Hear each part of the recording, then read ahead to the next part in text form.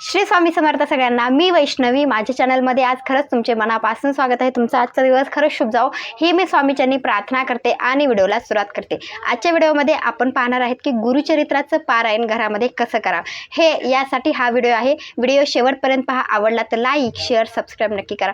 चला मग व्हिडिओला सुरुवात करूया। गुरुचरित्र हा ग्रंथ 5वा वेद मानला जातो। गुरुचरित्राचं पारायण आपल्या घरामध्ये वर्षातून एकदा का विना केलंच पाहिजे। यामुळे सगळ्या समस्यावर हा एक ग्रंथ आहे, म्हणजे हा एक उपाय आहे। तर आपल्या गुरूंसाठी गुरुचरित्राचं पारायण आपण करत असतो। खूप जण दत्त जयंतीच्या वेळेस करत असतात, खूप जण स्वामी प्रकट दिनाच्या वेळेस करत असतात। म्हणजे एखादा सण आला, एखादा वार आला की आपल्याला जर वाटलं की आपण आपल्या घरामध्ये गुरुचरित्राचं पारायण करू, त्यावेळेस आपण गुरुचरित्राचं पारायण करत असतो। खूप जण घरात न करता स्वामी केंद्रामध्ये दत्त महाराजांच्या मंदिरामध्ये गुरुचरित्राचं पारायण 7 दिवसाचं करतात। पण काही काळामध्ये काही जणांच्या काही अडचणी असल्यामुळे त्यांना गुरुचरित्राच्या पारायणाला बसता येत नाही। तर या श्रावण महिन्यामध्ये तुम्ही गुरुचरित्राचं पारायण करू शकतात। गुरुचरित्राचं पारायण हा एक सगळ्या समस्यावर एक उपाय आहे। आपल्या गुरूंची सेवा, आपल्या स्वामींची सेवा जर करायची असेल तर गुरुचरित्राचं पारायण आपल्या घरामध्ये हमखास तुम्ही केलं पाहिजे। एकदा का विना तुम्ही गुरुचरित्राचं पारायण केलंच पाहिजे। तर हा श्रावण महिना आपल्यासाठी खूप महत्त्वाचा आहे। या महिन्यामध्ये तुम्ही सेवा असतील, पारायण असतील, नामस्मरण असतील, जास्तीत जास्त तुम्ही केलं तर त्याचं फळ तुम्हाला नक्की भेटणार आहे। तर या महिन्यामध्ये तुम्हाला गुरूंची सेवा म्हणजे आपल्या घरामध्ये तुम्ही वेगवेगळे पारायण करू शकतात। तर जसं झालं शिवलीला अमृत असेल त्याचं पारायण करू शकता, नवनाथ पारायण असेल ते करू शकता, स्वामी चरित्राचं पारायण तुम्ही करू शकता, त्याचबरोबर तुम्ही गुरुचरित्राचं सुद्धा पारायण करू शकतात। तर गुरुचरित्राचं पारायण करत असताना खूप काही नियम असतात, त्याचं पालन करूनच तुम्हाला पारायण करावं लागतं। कारण की ही एक असं म्हटलं जातं की या ग्रंथाचं पारायण करायचं म्हटल्यानंतर जी गोष्टी किंवा जी नियम सांगितले आहेत त्या नियमानुसारच या ग्रंथाचं पारायण हे झालंच पाहिजे। तर कसं करायचं आहे ते आपण पाहूया। सगळ्यात महत्त्वाची गोष्ट, आता श्रावण महिन्यामध्ये सगळ्यांना प्रश्न असतो की कोणत्या दिवसापासून गुरुचरित्राचं पारायण करावं। त्याचं उत्तर मी आज देते। एक लक्षात ठेवा, श्रावण महिन्यामध्ये कोणताही दिवस खूप शुभ आहे।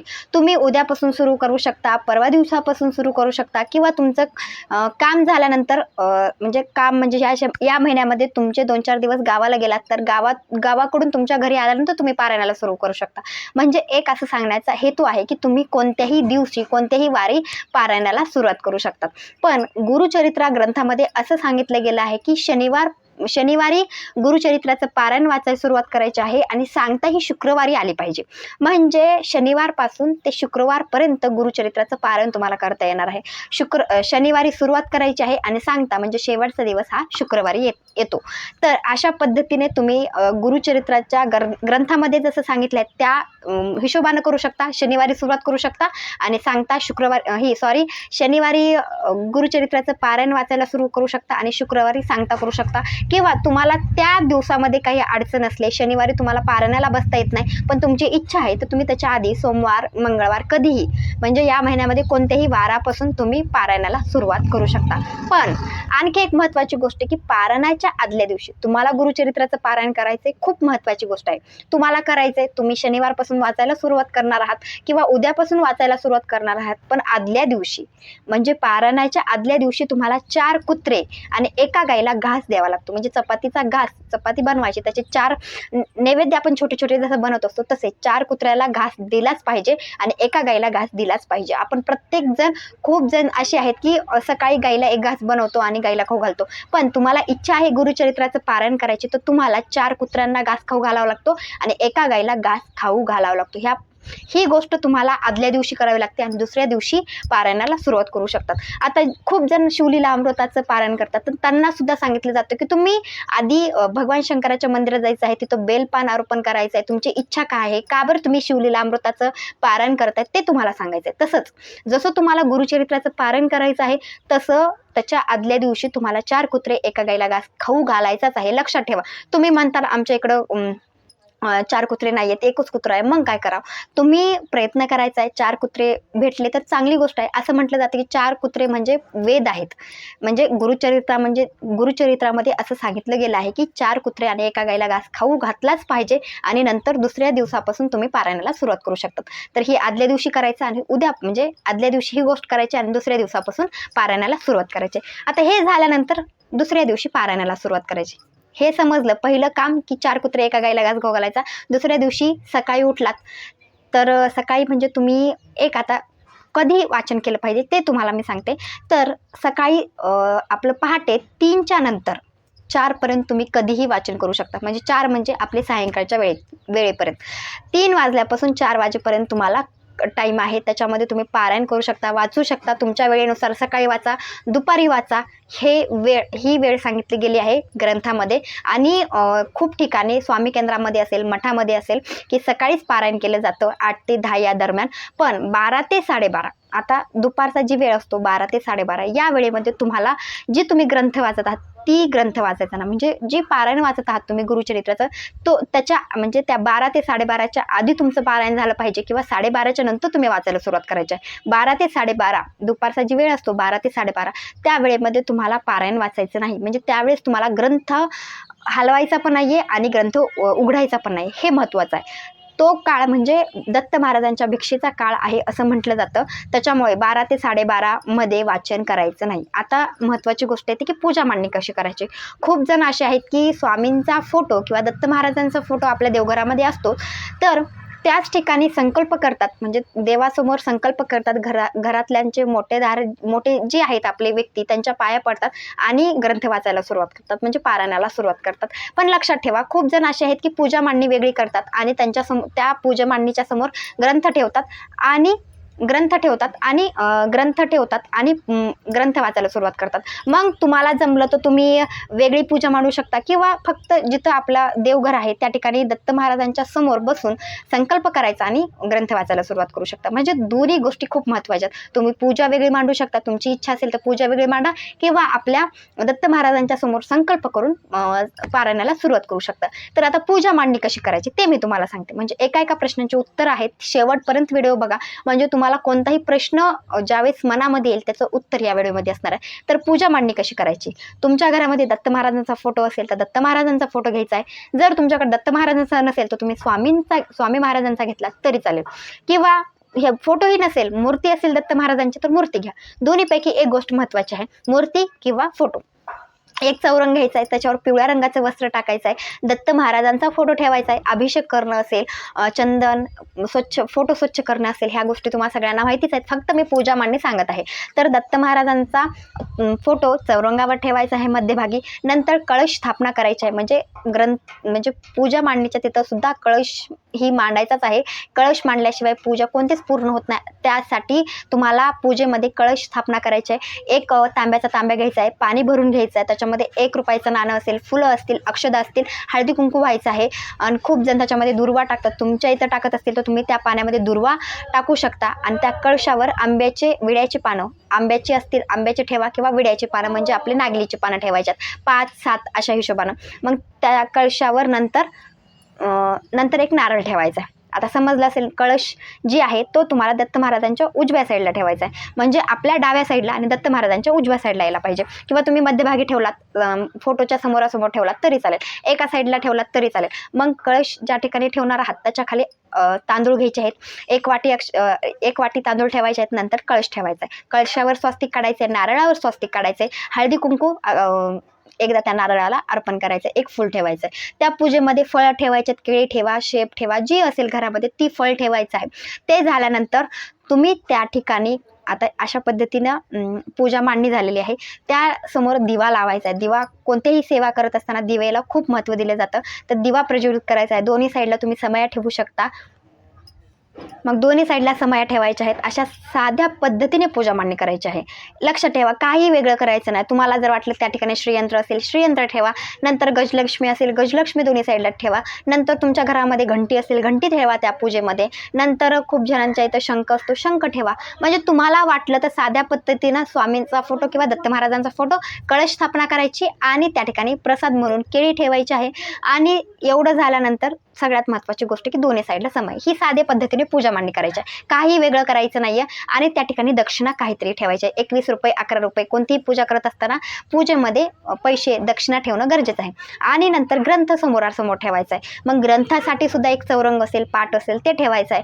आणि त्याच्यावर बी एक पिवळ्या रंगाचं असेल कोणतंही वस्त्र त्याच्यावर ठेवायचं आहे. जशाच तसं ग्रंथ ठेवायचा नाही. मग काहीतरी वस्त्र पाटावर किंवा चौरंगावर टाकायचा आहे. नंतर ग्रंथाची पूजा करायची आहे, ग्रंथ त्या ठिकाणी ठेवायचा आहे. ग्रंथ ठेवल्यानंतर हळदी कुंकू असेल, उदबत्ती असेल, दिवा त्या ग्रंथाला दाखवायचा आहे, साखर ग्रंथाला दाखवायची आहे आणि आपल्या पारायणाला सुरुवात करायची आहे. अशा सोप्या पद्धतीने पारायण करायचं आहे. मग एक लक्षात ठेवा, घरातल्या घरात तुम्ही ही पारायण करत आहात तर तुम्ही ज्या साईडला बसलात, म्हणजे आता तुम्ही गुरुचरित्राचं पारायण वाचायला सुरुवात करणार, तर आपण ज्या साईडला बसलेला आहोत, आपण आपल्या उजव्या हाताला, आता मी ह्या ठिकाणी बसलेले आहे तर माझ्या उजव्या हाताला एक आसन ठेवायचं आहे. आपण ज्या ठिकाणी बसलो आहे त्याच्या एका साईडला आसन ठेवायचं आहे. आसन ठेवायचं आहे म्हणजे त्या ठिकाणी दत्त महाराज विराजमान आहेत असं समजलं जातं. तर आपल्या साईडला एक दत्त महाराजांची जागा म्हणून एक आसन ठेवायचं आहे, त्यातला फूल ठेवायचं आहे आणि नंतर आपण आपल्या ठिकाणी बसून ग्रंथ वाचायला सुरुवात करायची. ही गोष्ट रोजच्या रोज करायची. रोजच्या रोज एक आसन आपल्या उजव्या हाताला ठेवायचं आहे, म्हणजे ठेवायचंच आहे. हे झाल्यानंतर पूजेला सुरुवात करायची, रोजच्या रोज पारायण करायचं आहे. आता महत्त्वाची गोष्ट ही झाला पूजा मांडणी किंवा काही गोष्टी तुम्हाला समजल्या असतील. आता येते ती म्हणजे की संकल्प. तुम्ही गुरुचरित्राचं पारायण का करत आहात, तुम्हाला काय इच्छा आहे ती तुम्हाला संकल्पामध्ये सांगायची असते. कोणतेही पूजा करत असताना किंवा कोणतेही पारायण करत असताना संकल्प हा सोडला जातो. तर संकल्प कसा सोडायचा तो मी तुम्हाला सांगते. काय करायचं, हातामध्ये उजव्या हातामध्ये अक्षदा घ्यायच्या, एक फूल घ्यायचं, दुसरं काही नाही. पांढऱ्या अक्षदा घ्यायच्या नाही, त्याच्यावर हळदी कुंकू थोडंसं आणि एक फूल घ्यायचं आहे. एक चमचा पाणी त्याच्यामध्ये टाकायचं आहे, त्या अक्षदा आणि फुलावर उजव्या हातामध्ये.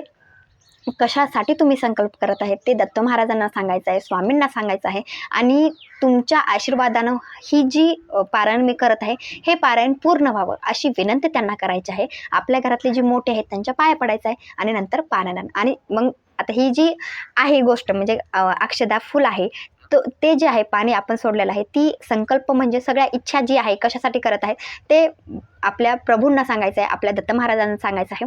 शेवटी ती जी पाणी किंवा तांदूळ अक्षदा जी आहे एका तामणामध्ये एका प्लेटमध्ये काढून घ्यायचं आहे आणि ती जी आहे ते एका झाडाला टाकून द्यायचं आहे. अशा पद्धतीने संकल्प करायचा आहे, मोठ्यांच्या पाया पडायचा आहे आणि पारायण करायला सुरुवात करायची आहे. हे खूप महत्त्वाच्या गोष्टी आहेत. आता हे झाल्यानंतर पारायणाला सुरुवात करायची आहे. मग 7 दिवसाचं पारायण तुम्हाला करायचं आहे. गुरुचरित्राचं पारायण घरामध्ये 7 दिवसाचं झालं पाहिजे. लक्षात ठेवा, तुमची मासिक धर्म असेल, कोणतीही अडचण आली तर अडचण झाल्यानंतरच पारायणाला बसा. गुरुचरित्राचं खूप गोष्टी नियम कडक असतात, तर त्याच्यामध्ये एक लक्षात ठेवा, नियम कडक असतात. म्हणून कोणतंही मासिक धर्म आला तर कुणी वाचेल नाही वाचेल ह्याच्या आधीच, मासिक धर्म झाला की मग पारायणाला बसा. आधीच अडचणी झाल्यानंतरच तुम्ही पारायणाला बसा, ही मी खूपदा सांगत आहे. आणि पारायण करत असताना खूप वेळा आपल्याला वाटलं की सकाळी बसायच्या आधी गोमूत्र शिंपडायचं आहे, नंतर आदात मधात आपण पारायण वाचत आहे त्याच्यामध्ये आदात मधात सुद्धा गोमूत्र शिंपडायचं आहे. दिवा उदबत्ती ही प्रज्वलित असली पाहिजे. आणि जी ग्रंथामध्ये सांगितलं आहे, ग्रंथामध्ये सांगितलं 7 दिवसाचं पारायण कसं करायचं आहे, किती अध्याय वाचायचे आहेत ते सांगितले. पहिल्या दिवशी 1 ते 9 अध्याय, दुसऱ्या दिवशी 9 ते 21 अध्याय असं भाग दिलेले आहेत. तर ते बघून तुम्ही रोजच्या रोज तेवढे अध्याय वाचून आरती करून घ्यायचे. ह्या गोष्टी रोजच्या रोज करायचं. पण एक महत्त्वाची गोष्ट येते, तुम्हाला एक त्याच्यामध्ये स्वामी स्थवन दिलेलं आहे. ग्रंथामध्ये स्वामी स्थवन पहिल्यांदा वाचायचं. 1 माळ स्वामींचा जप करायचा, 1 माळ गायत्री मातेचा जप करायचा, गणपती अथर्व शीर्षक त्याच्यामध्ये दिलेत. ह्या गोष्टी रोजच्या रोज तुम्हाला 7 दिवस करायच्यात. पहिल्या दिवशी वाचन केलात असंच नाही, पहिल्या दिवशी जप केलात असं काहीच नाही. एवढ्या ज्या गोष्टी मी तुम्हाला सांगितल्यात ह्या रोजच्या रोज झाल्याच पाहिजे. आता उद्या सुरुवात केलात तर ह्या गोष्टी आधी करायच्या, ही सेवा आधी करायची, नंतर जप करायचा, नंतर 1 ते 9 अध्याय वाचायचे. दुसऱ्या दिवशी म्हणजे उद्या 9 ते 21 ज्यावेळेस तुम्ही अध्याय वाचायला सुरुवात करतात त्यावेळेस तुम्हाला 1 माळ जप असेल गायत्री मंत्राचा, 1 माळ स्वामींचा जप असेल, पुन्हा स्वामी स्थवन असेल, त्यानंतर गणपती अथर्व शीर्षक असेल. ह्या गोष्टी तुम्हाला दुसऱ्या दिवशी पण करायच्यात, ह्या गोष्टी तिसऱ्या दिवशी पण करायच्यात. ह्या सेवा झाल्यानंतर रोजच्या रोजचं पारायण तुमचं रोजच्या रोज रुटीन प्रमाणे करायचं आहे. आणि एक वेळ ठेवायची आहे. कोणतंही गुरुचरित्राचं पारायण करत असताना एक वेळ ठेवायची आहे. तुम्ही आज सकाळी 6 वाजता बसलात तर उद्या बी 6 वाजताच बसायचं आहे. टाईम इकडं तिकडं 5-10 मिनिट होत असतं, पण एक टाईम आपल्याला तोच ठेवायचा आहे. सकाळी तर सकाळीच, दुपारी केलात तर दुपारीच करायचं आहे. फक्त 12 ते 12:30 ग्रंथ वाचन करायचं नाही. तुम्ही सकाळी 10 वाजता बसलात तर तुम्हाला दुसऱ्या दिवशी 10 वाजताच बसायचं. एक वेळ ठेवायचा आहे ग्रंथ वाचायचा आणि दुसरी महत्त्वाची गोष्ट की 2 टाईम आरती करायची. सकाळी पण आरती करायची आहे आणि संध्याकाळी पण आरती करायची. ज्यावेळेस आपण दिवाबत्ती करत असतो त्यावेळेस. ज्यावेळेस तुमचं ग्रंथ वाचन झाल्यानंतर एक वेळेस आणि संध्याकाळी एक. आणि रात्री झोपत असताना विष्णू सहस्त्रनाम वाचल्याशिवाय झोपायचं नाही. आपल्याकडून काही दिवसभर चुका काही होत असतात, आपण कोणाला तर वाईट बोलत असतो किंवा आपल्याकडून काहीतरी चूक झालेलीच असते. असं कोणीच नाही की कुणाकडून चूक होत नाही. माझ्यापासून तुमच्यापर्यंत चूक ही होतच असते ग्रंथ वाचत असताना. तर ती जी चूक आहे माफ व्हावी यासाठी विष्णू सहस्त्रनाम हे रात्री झोपत असताना वाचलंच पाहिजे. एक वेळा विष्णू सहस्त्रनाम वाचायचं आणि नंतर झोपायचं आहे. रोजच्या रोज एक रुटीन, रात्री झोपायच्या आधी विष्णू सहस्त्रनाम हे वाचलंच पाहिजे. हे झाल्यानंतर आता सगळ्यात महत्त्वाची गोष्ट येते ती म्हणजे की जेवायला काय खायचं आहे. जे पारायण करतं त्याला हा मोठा प्रश्न आहे. कांदा लसूण वर्ज्य आहे. त्याचबरोबर दही असेल, आंबट असेल, ह्या गोष्टी वर्ज्य आहेत.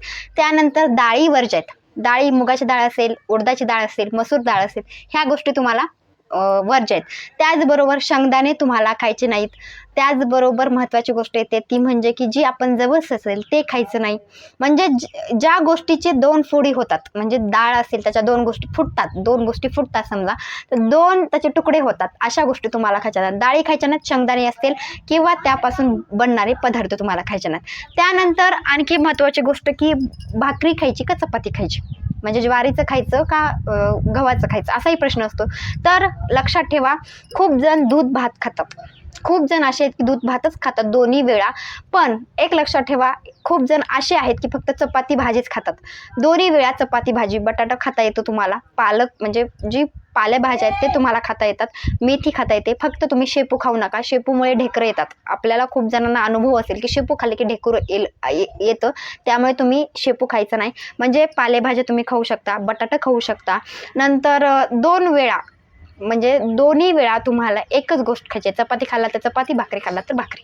ह्या खूप महत्त्वाच्या आहेत. त्यानंतर टमाटो तुम्ही खाऊ शकता.